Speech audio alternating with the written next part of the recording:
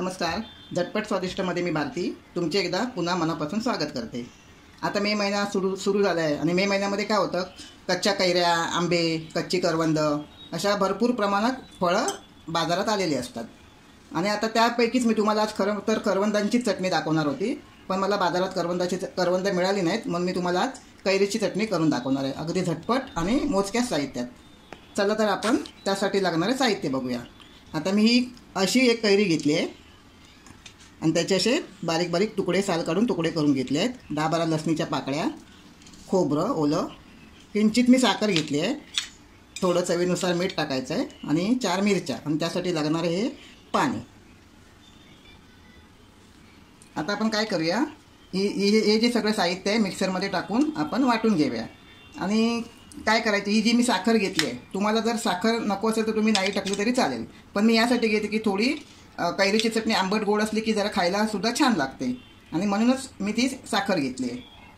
आता आपण हे सगळं मिक्सरमध्ये टाकूया.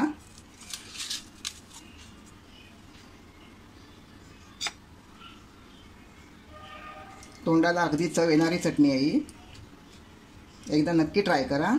आणि ह्या चटणीमध्ये कसं आपल्याला राई, जिरं कशाचाच वापर करायचा नाही आहे ना, फोडणी द्यायची आहे, फक्त आपल्याला हे साहित्य जे सांगितलं तेवढं वाटून घ्यायचं आहे. आता या लसणीच्या पाकळ्या,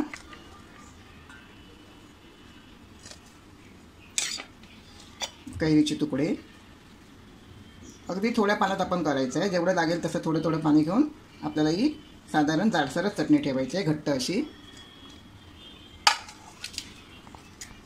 मिरच्या आपण थोड्या तोडून टाकूया. मी धुवून घेतल्या छान अशा मिरच्या. तुम्हाला जशी तिखट चटणी हवी असेल त्या हिशोबाने तुम्ही मिरच्या घ्या.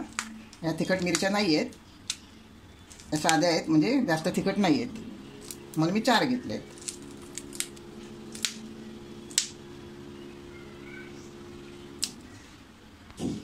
चवीनुसार मीठ. नंतर सुद्धा चटणी वाटून झाल्यावर आपल्याला थोडी ती टेस्ट करून बघायची आहे. जर लागलं मीठ तर आपण थोडं टाकायचं त्यामध्ये आणि थोडीशी किंचित साखर, थोडं आपण पाणी टाकू आणि हे छान मिक्सरला असं वाटून घेऊया. हे बघा, आपली चटणी छान वाटून झाली आहे आणि जास्त आपल्याला पातळ करायची नाही आहे, म्हणजे बघा अशी थोडी घट्टसरच ठेवायची आहे.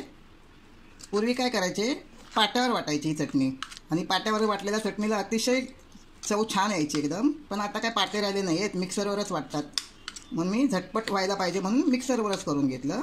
आता ही आपण एका बाउलमध्ये मी तुम्हाला काढून दाखवणार आहे, पण त्यापूर्वी जर तुम्ही माझ्या चॅनल अजून सबस्क्राईब केले नसेल तर माझ्या चॅनलला सबस्क्राईब करा.